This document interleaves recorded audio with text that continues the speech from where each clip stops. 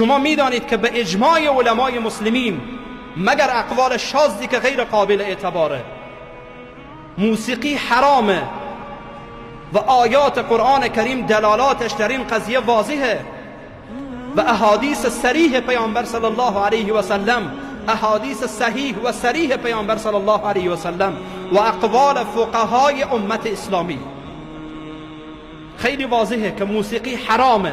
ولی علی رغم این که بارها گفته میشه موسیقی حرامه، ولی یک جوان حاضر میشه که در مجلس عروسیش، مجلس شادیش، رقص و پایکوبی و موسیقی را برپا بکنه و حتی افراد خاص را باید در مجلس خودش بیاره. فلانی را میگی بله بسیار مجلس خوبی داشت، خوبیش در چی بود؟ فلان آوازخوان را آورد، فلان هنرمند را آورد. اگر هنر، این لعنت بر هنر، توهین نکنید به هنر، این هنر نیست. ساز شیطان را بلند کردن هنره؟ عجیبه. صدای شیطان را بلند کردن، به تعبیر قرآن صدای شیطان را بلند کردن، این هنره؟ توهین به هنر نکنید. هنر شیء خوبیه، شیء نیکیه، شیئیه که واقعا مورد احترامه و قابل احترامه. خب حالا این آوازخوان را میاره، باید فلان آوازخوان بیایه. این هم خب پول میخواه، مفت که نمیایه. ساز شیطان را برایتان مینوازه و بعضی ها را شیطان بر رقص میکنه، آنها را میرقصانه، بعد از آن از شما پول هم میگیره. هم گناه برایتان اضافه میکنه، ثوابهایتان را میگیره و پول هم از شما میگیره. این هم چشم و هم چشمی ها. هر مجلس باید موسیقی باشه. مگر میگه اینجا اعضای ختم قرآنه که شما موسیقی نیاوردید؟ اعضای ختم قرآنه که شما موسیقی نیاوردید؟ البته دوستان عزیزم، من منظورم این نیست که محافل عروسیتان یک مولوی و یک ملا و یک قاری را بیاورید که برایتان سخنرانی بکنه. هدف من این نیست، ولی هدف من اینه که این خزعبلات و خرافات و این گناه و معاصی در اونجا نباشه.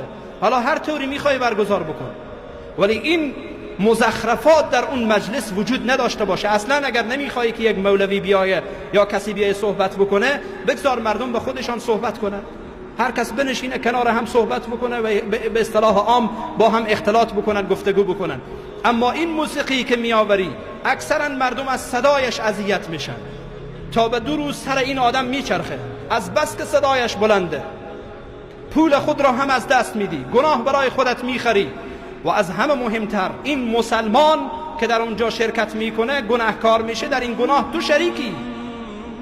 و به خاطر همینه که حضرات فقها و علمای بزرگوار رحمهم الله میفرمایند در مجلسی که موسیقی باشه شرکت کردن در آنجا حرامه و فرد مسلمان نباید در آنجا شرکت بکنه، خاصتا فردی که اهل علم و لباس اهل علم را پوشیده.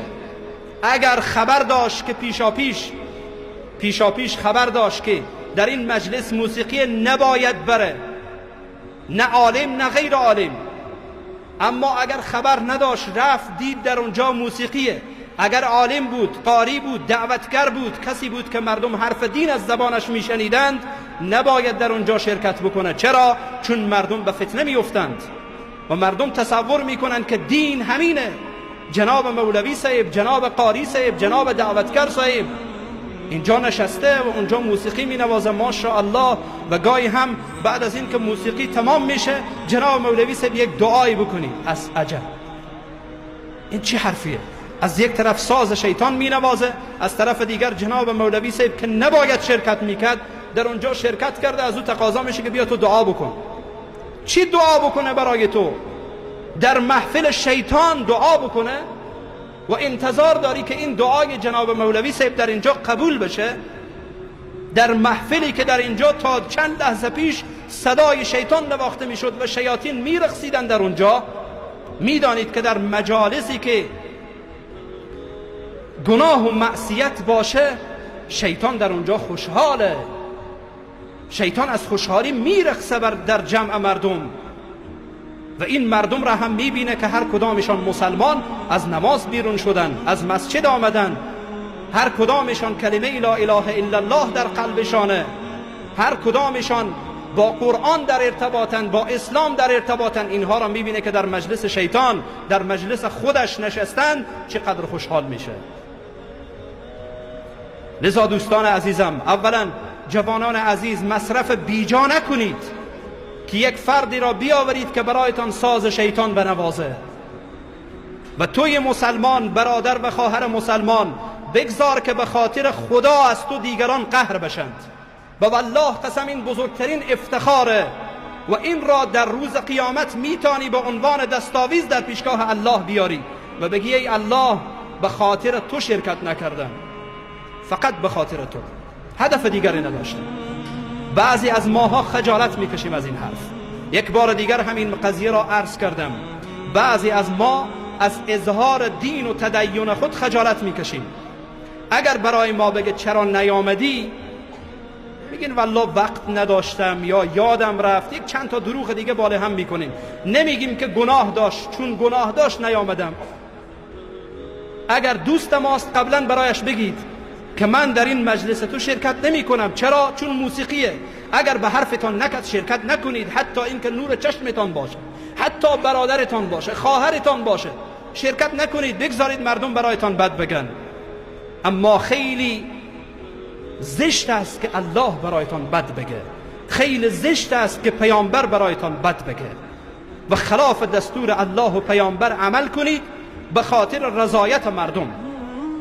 یکی از سلف رحمه الله قول بسیار خوبی داره، میگه بدبخت است آن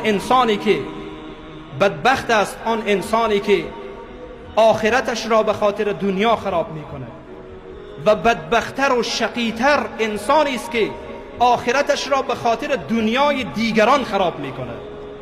چون فلانی راضی بشه من آخرتم را خراب کنم، چون فلانی از من راضی بشه الله را از خود ناراض کنم، چون فلانی از من راضی بشه نارضایتی پیامبر را به وجود بیارم. استغفر الله، ابدا چون این کاری نخواهم کرد. من مسلمانم و پایبندم به دینم، آنچه را که الله گفته و آنچه را که رسول الله صلی الله علیه و سلم گفتن و حرفای دیگر برای من عبث بیهوده. بگذار که مردم هر چی دلشان میخواد بگن و این باید به عنوان یک افتخار برای جوان مسلمان باشه.